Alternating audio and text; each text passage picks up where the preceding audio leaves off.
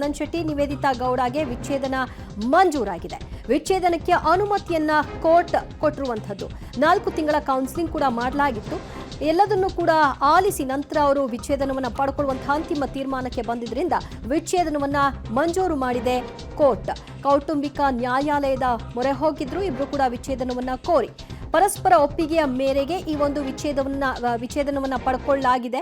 ಚಂದನ್ ಶೆಟ್ಟಿ ಮತ್ತು ನಿವೇದಿತಾ ಗೌಡ ಅವರ ಮನೆಯವರು ಕೂಡ ಇದಕ್ಕೆ ಒಪ್ಪಿಗೆಯನ್ನು ಸೂಚಿಸಿದ್ದಾರೆ ಅನ್ನೋದು ತಿಳಿದು ಬರ್ತಾ ಇದೆ.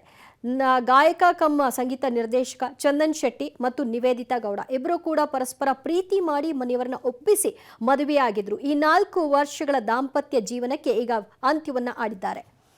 ಮತ್ತಷ್ಟು ಮಾಹಿತಿ ಕೊಡ್ತಾರೆ ನಮ್ಮ ಪ್ರತಿನಿಧಿ ಅರುಣ.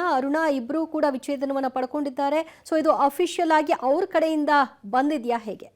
ಈಗಾಗಲೇ ಕೋರ್ಟ್ ಮೂಲಕ ಡೈವರ್ಸ್ಗೆ ಅಪ್ಲೈ ಮಾಡಿದಂತಹ ಚಂದನ್ ಹಾಗೂ ನಿವೇದಿತಾ ಅವರು ಈಗಾಗಲೇ ಕೋರ್ಟ್ನ ಒಂದು ವಿಚಾರಣೆಯನ್ನ ಮುಗಿಸಿ ಕೂಡ ಹೊರಟಿದ್ದಾರೆ. ಜೊತೆಗೆ ಕೋರ್ಟ್ ಕೂಡ ಈಗಾಗಲೇ ಅವರಿಗೆ ಡೈವರ್ಸ್ ಅನ್ನ ಮಂಜೂರು ಮಾಡಿದೆ ಎನ್ನುವಂತಹ ಒಂದು ಮಾಹಿತಿ ಕೂಡ ಸಿಗ್ತಾ ಇದೆ. ಇವರಿಬ್ರು ಕ್ಯೂಟ್ ಜೋಡಿ ಅಂತಲೇ ಪರಿಚಯ ಆಗಿದ್ರು. 2018ರಲ್ಲಿ ಬಿಗ್ ಬಾಸ್ ಸೀಸನ್ 5 ನಲ್ಲಿ ಚಂದನ್ ಹಾಗೂ ನಿವೇದಿತಾ ಕೂಡ ಇವರು ಪರಸ್ಪರ ಪ್ರೀತಿಸ್ತಾ ಇದ್ರು. 2019ರ ದಸರಾ ವೇದಿಕೆಯಲ್ಲಿಯೂ ಕೂಡ ಪ್ರಪೋಸ್ ಅನ್ನ ಮಾಡಿರ್ತಾರೆ. ನಂತರ 2020ರಲ್ಲಿ ಈ ಒಂದು ಜೋಡಿಯು ಕೂಡ ಪರಸ್ಪರ ಕುಟುಂಬದ ಒಪ್ಪಿಗೆಯನ್ನ ಪಡೆದು ಕೂಡ ಇವರು ಮದುವೆ ಆಗಿರ್ತಾರೆ. ನಂತರ ಖಾಸಗಿ ರಿಯಾಲಿಟಿ ಶೋಗಳಲ್ಲಿಯೂ ಕೂಡ ನಿವೇದಿತಾ ಗೌಡ ಅವರು ಸಾಕಷ್ಟು ಒಂದು ಹೆಸರನ್ನ ಮಾಡಿದ್ರು. ಸೋಷಿಯಲ್ ಮೀಡಿಯಾದಲ್ಲಿಯೂ ಕೂಡ ರೀಲ್ಸ್ ಮಾಡ್ತಾ ಮನಸ್ಸನ್ನ ಕೂಡ ಗೆದ್ದಿದ್ರು. ಜೊತೆಗೆ ಚಂದನ್ ಶೆಟ್ಟಿಯವರು ಕೂಡ ಗಾಯಕರಾಗಿ, ಸಂಗೀತ ಸಂಯೋಜಕರಾಗಿಯೂ ಕೂಡ, ನಾಯಕ ನಟನಾಗಿಯೂ ಕೂಡ ಅನೇಕ ಜನರ ಮನಸ್ಸನ್ನ ಗೆದ್ದಿದ್ರು. ಆದ್ರೆ ಈ ಒಂದು 4 ವರ್ಷಗಳ ದಾಂಪತ್ಯ ಜೀವನ ಇವತ್ತಿಗೆ ಅಂತ್ಯವಾಗ್ತಾ ಇದೆ.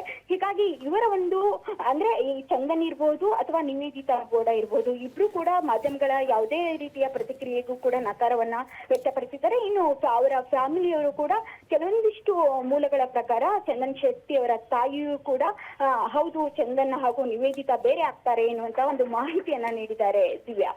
ಓಕೆ, ಥ್ಯಾಂಕ್ ಯು ಅರುಣ ನಿಮ್ಮೆಲ್ಲ ಮಾಹಿತಿಗೆ. ವಿಚ್ಛೇದನದ ಬಳಿಕ ಇಬ್ಬರು ಕೂಡ ಯಾವುದೇ ರೀತಿಯ ರಿಯಾಕ್ಷನ್ ಅನ್ನ ಕೊಟ್ಟಿಲ್ಲ. ಆದರೂ ಕೂಡ ಅವರ ಸೋಷಿಯಲ್ ಮೀಡಿಯಾದಲ್ಲಿ ಬಹುಶಃ ಇದನ್ನ ಅಧಿಕೃತಗೊಳಿಸಿಕೊಳ್ಳಬಹುದು. ಕಾರಣ ವಿಚ್ಛೇದನವನ್ನ ಕೋರ್ಟ್ ಮಂಜೂರು ಮಾಡಿದೆ.